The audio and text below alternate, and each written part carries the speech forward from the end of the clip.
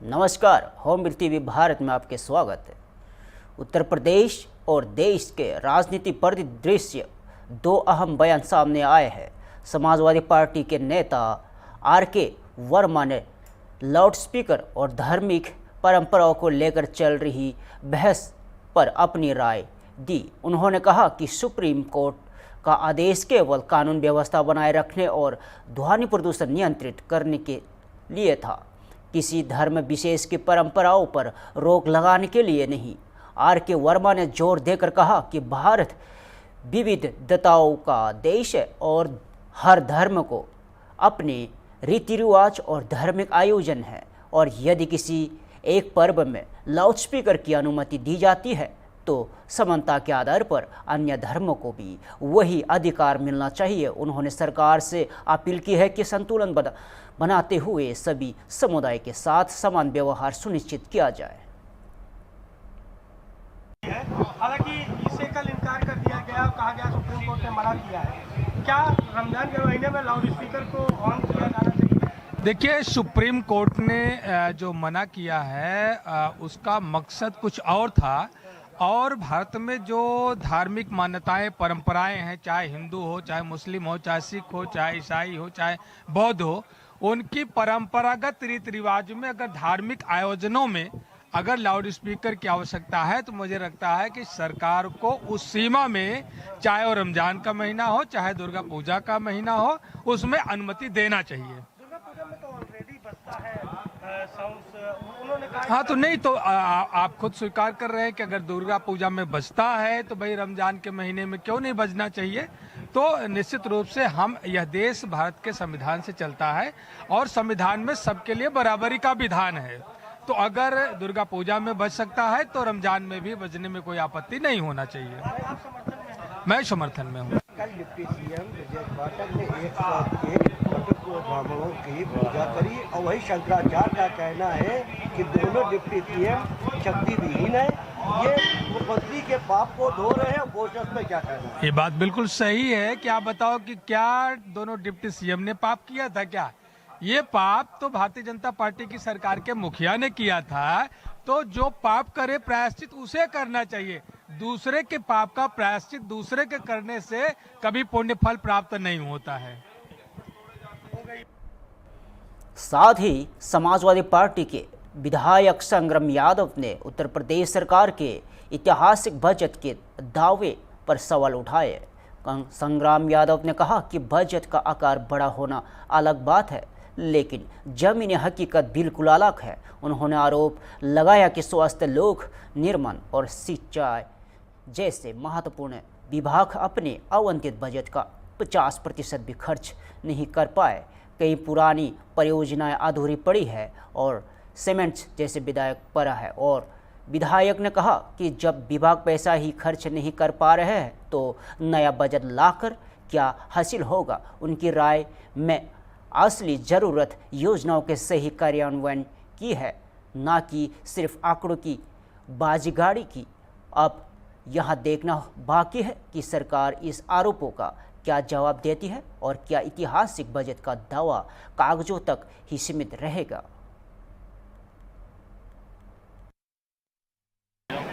और सरकार कह रही है जो मैंने बजट पेश किया वो ऐतिहासिक बजट है, सबके लिए फायदेमंद रहा। उसमें आपका क्या? हर बजट ऐतिहासिक होता है, उसमें इतिहास छिपा रहता है। पिछला बजट भी ऐतिहासिक था, 8 लाख करोड़ का, अब की बार 9 लाख करोड़ का, 1000 करोड़ का है। तो बजट तो ऐतिहासिक होता ही है, क्योंकि उसमें उत्तर प्रदेश की प्रगति और विकास का मॉडल छिपा रहता है। तो बजट तो ऐतिहासिक हर सरकार प्रस्तुत करती है, लेकिन वो जमीन पर कितना काम कर पाती है ये सोचने का विषय है। जैसे इनके बहुत महत्वपूर्ण विभाग है, स्वास्थ्य विभाग, लोक निर्माण विभाग है। अभी कल जब सिंचाई पे बात हो रही थी तो जो पुरानी परियोजनाएं हैं उसको ये मेंटेन नहीं करा पाए, चालू ही नहीं करा पाए। तो अगर देखा जाए तो महत्वपूर्ण विभाग 50% से ज़्यादा पैसा खर्च ही नहीं कर पाए। तो जो जमीन पे पैसा गया ही नहीं तो विकास दिख नहीं रहा है। तो इसलिए हम सबकी बराबर मांग रहती है, आज भी है, कि जब आप सपना दिखाते हो कि उत्तर प्रदेश $1 ट्रिलियन इकोनॉमी की तरफ आगे बढ़ रहा है, तो आखिर इतनी बड़ी आउटसोर्सिंग व्यवस्था क्यों लागू कर रहे हो? आउटसोर्सिंग कॉरपोरेशन बनाने की आवश्यकता क्या है, इस बात को मुख्यमंत्री जी स्पष्ट ही नहीं करते। और हम आपके बीच भी ये प्रश्न खड़ा करते हैं कि अगर आप इसी सचिवालय का ही कर लें तो जो पुराने कर्मचारी हैं उसी काम के लिए, चाहे वो अर्दली हो हमारा, चाहे टाइपराइटर हो, बाबू हो, उसी काम के लिए 70,000 पाते हैं, और दूसरा जो आउटसोर्सिंग में वो 10 से 12,000 पा रहा है। तो सरकार खुद ही कंफ्यूजन में है और वो केवल बजट का ढोल पीट रही है, अंदर से खोखला है। उत्तर प्रदेश में बजट को लेकर सियासी बयानबाजी तेज हो गई है। उप मुख्यमंत्री केशव प्रसाद मौर्य ने विपक्ष पर निशाना साधते हुए कहा कि सरकार का यह बजट पूरी तरह जनहित और विकास को समर्पित है। मौर्य ने कहा कि विपक्ष के पास मुद्दे नहीं बचे हैं, इसलिए वे विकास कार्यों पर भी राजनीति कर रहे हैं। प्रदेश में सड़कों, शिक्षा, स्वास्थ्य और रोजगार के क्षेत्र में ऐतिहासिक काम हुआ है और आगे भी विकास की रफ्तार तेज होगी। उन्होंने भरोसा जताया कि यह बजट प्रदेश को आत्मनिर्भर और मजबूत अर्थव्यवस्था की दिशा में आगे बढ़ाएगा।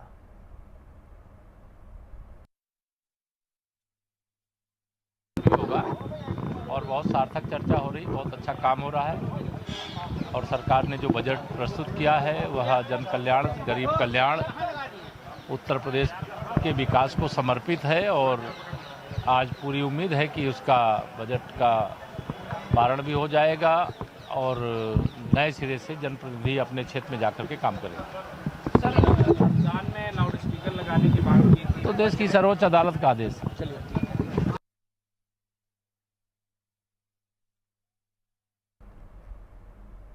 वही उत्तर प्रदेश सरकार के मंत्री धर्मपाल सिंह ने बजट को पूरी तरह कल्याण और विकास के लिए समर्पित बताया। उन्होंने कहा कि सरकार की प्राथमिकता प्रदेश की जनता को सुरक्षा देना और विकास की रफ्तार को तेज करना है।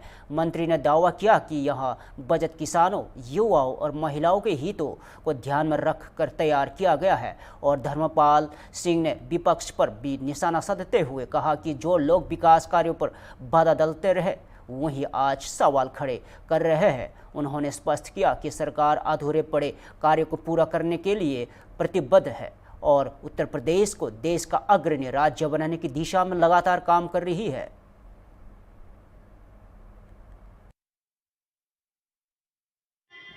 पहले तो आप सभी को, सभी मीडिया को बहुत बधाई कि आपने बड़ा परिश्रम से विधानसभा की कार्यवाही को जनता तक पहुंचाने का काम किया है।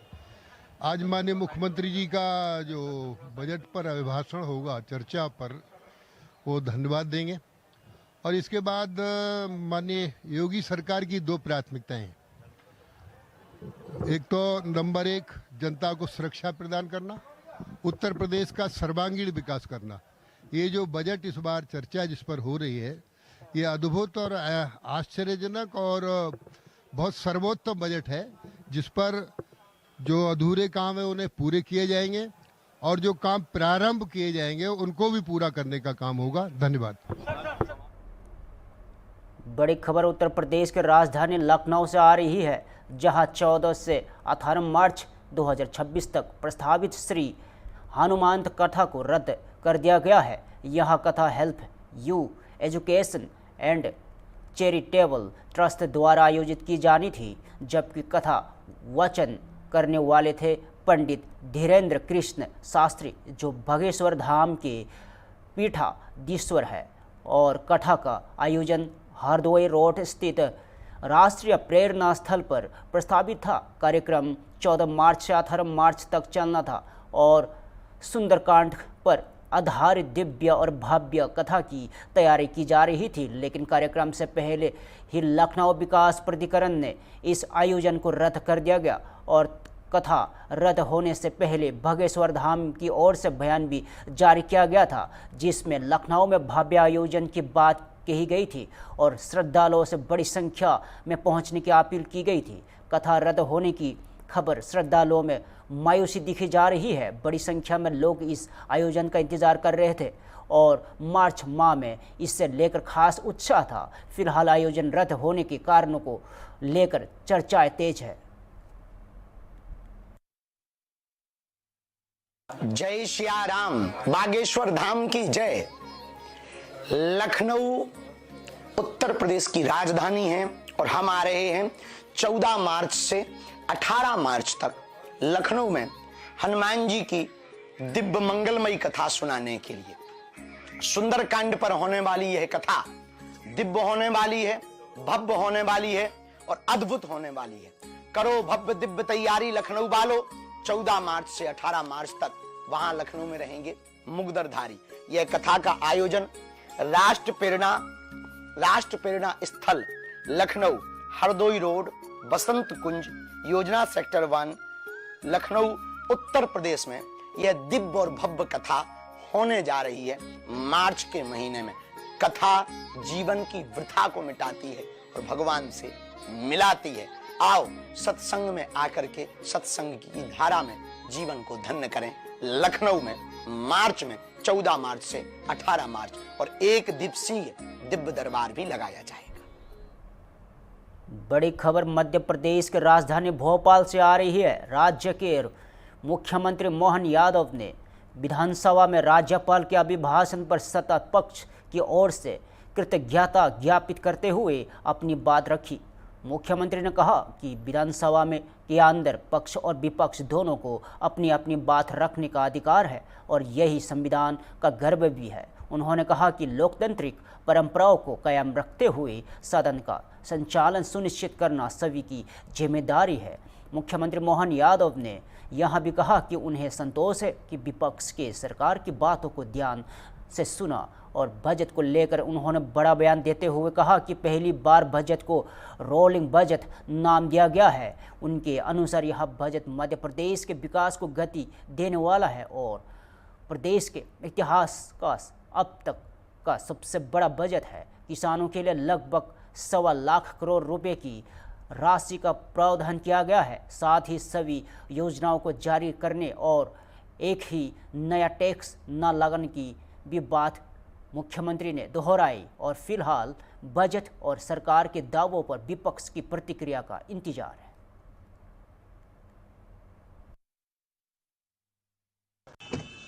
आज राज्यपाल के अभिभाषण पे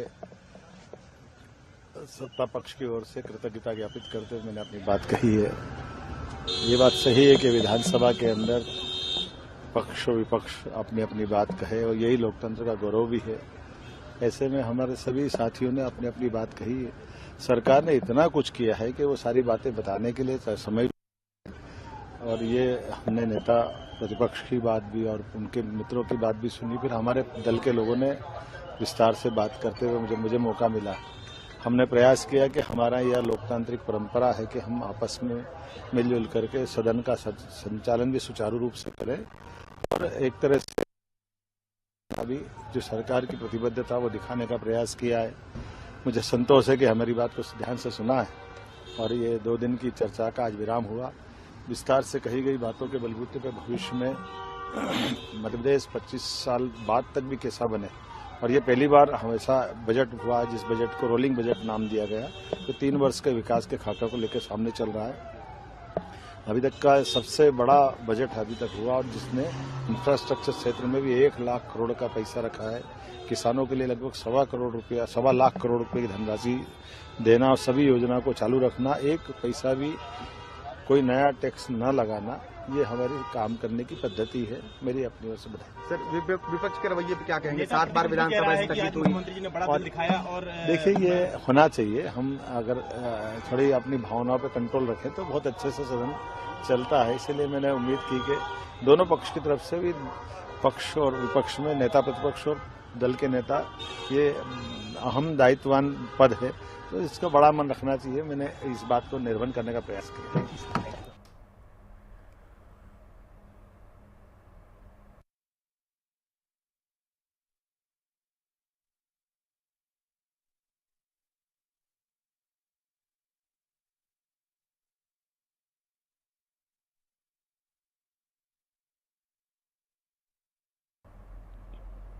राजधानी दिल्ली से बड़ी खबर सामने आ रही है। दिल्ली की मुख्यमंत्री रेखा गुप्ता ने अपनी सरकार के 1 वर्ष पूरे होने पर रिपोर्ट कार्ड पेश किया है। मुख्यमंत्री ने कहा है कि आज सरकार को 1 साल पूरा हो गया है और यहाँ रिपोर्ट कार्ड बीते 1 वर्ष के कार्यों और उपलब्धियों का दस्तावेज है। उन्होंने कहा कि उनकी सरकार वादों की नहीं बल्कि काम की सरकार है और कागज काम ज़्यादा के सिद्धांत पर आगे बढ़ी है। और रेखा गुप्ता ने बताया कि पहली कैबिनेट बैठक में ही आयुष्मान भारत योजना पर काम शुरू हो गया था और उन्होंने दावा किया कि दिल्ली में 10 लाख रुपए तक का हेल्थ कवर उपलब्ध कराया गया है। मुख्यमंत्री ने यह भी कहा कि कोई भूखा न सोए। इस विजन के साथ राजधानी में अटल कैंटीन की शुरुआत की गई है। उनके अनुसार दिल्ली में 70 अटल कैंटीन शुरू की जा चुकी है और उन्होंने कहा है कि सरकार ने 1 वर्ष में दिल्ली को ठहराव की दिशा में ले जाने और बुनियादी सुविधाओं को मजबूत करने का प्रयास किया है। अब सवाल यह है कि सरकार के इन दावों पर विपक्ष क्या प्रतिक्रिया देता है और जमीनी स्तर पर इन पर योजनाओं का असर कितना दिखाई देता है।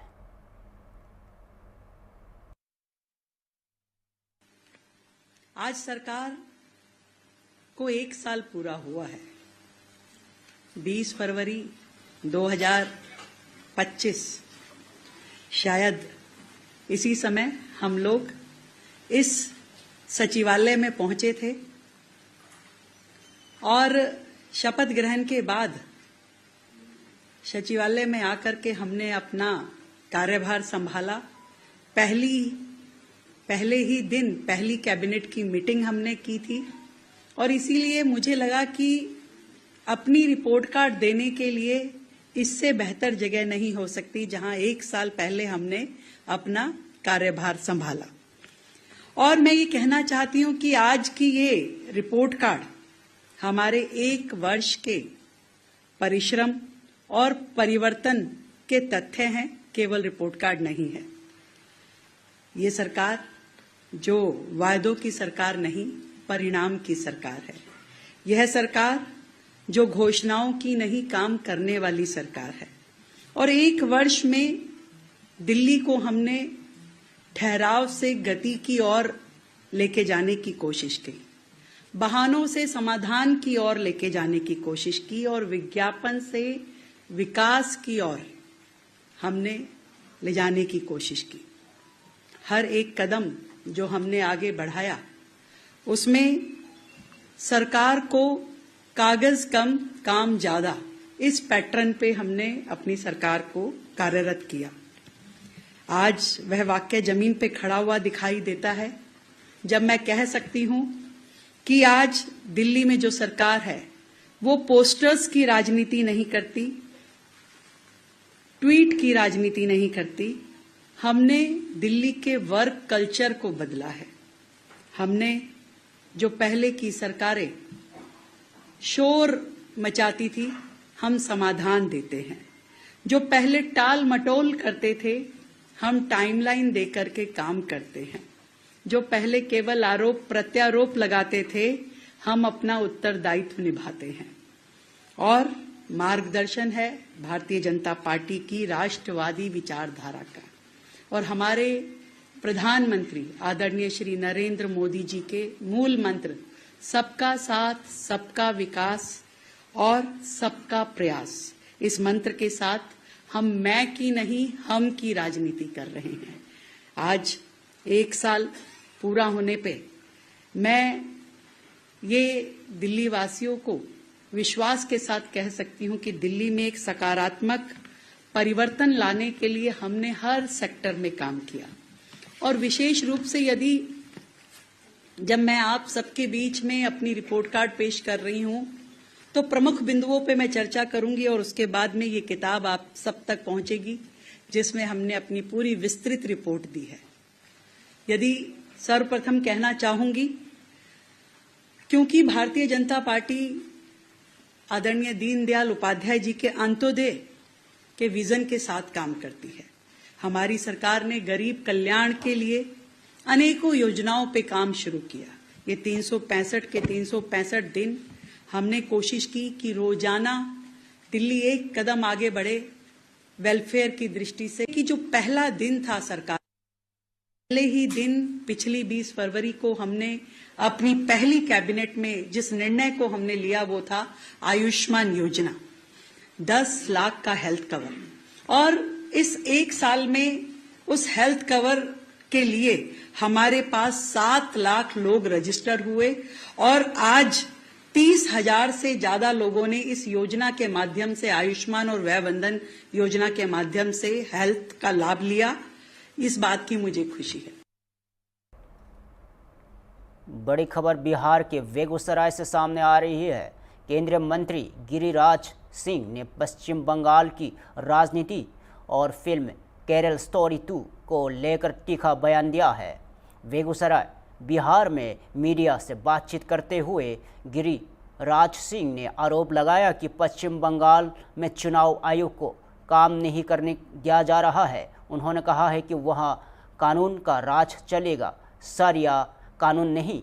उनका यह बयान सीधे तौर पर पश्चिम बंगाल की मुख्यमंत्री ममता बनर्जी पर निशाना माना जा रहा है। फिल्म को लेकर भी केंद्रीय मंत्री ने अपनी प्रतिक्रिया दी। उन्होंने कहा कि केरल स्टोरी 2 देश के सामने सच्चाई दिखा रही है और फिल्म निर्माताओं को सच दिखाने का अधिकार है। उनका कहना था कि यदि आज का युवा ऐसी फिल्म नहीं देखेगा तो वहाँ दिग्भ्रमित रह जाएगा। और गिरिराज के इन बयानों के बाद राजनीतिक बयानबाजी तेज होने की संभावना है। अब देखना होगा कि विपक्ष की ओर से इस पर क्या प्रतिक्रिया आती है।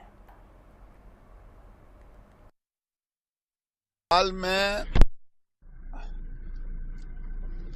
चुनाव आयोग को ये काम नहीं करने दे रही है ममता बनर्जी। चुनाव आयोग को अपने अधिकारियों द्वारा, अपने कर्मचारियों द्वारा नॉन कॉपरेशन के मुद्रा में है और ये अब चलने वाला नहीं है। अब वहाँ कानून का राज चलेगा, सरिया कानून नहीं चलेगा। केरल 2 सच को दिखा रहा है और देश को सच दिखाने का अधिकार फिल्म मेकर को है, प्रोड्यूसर को है। और अगर ना देखे तो आज का युवा दिग्भ्रमित रह जाएगा। फिलहाल के लिए इतना ही। ताज़ा खबरों को देखते रहिए होम बिल टीवी भारत।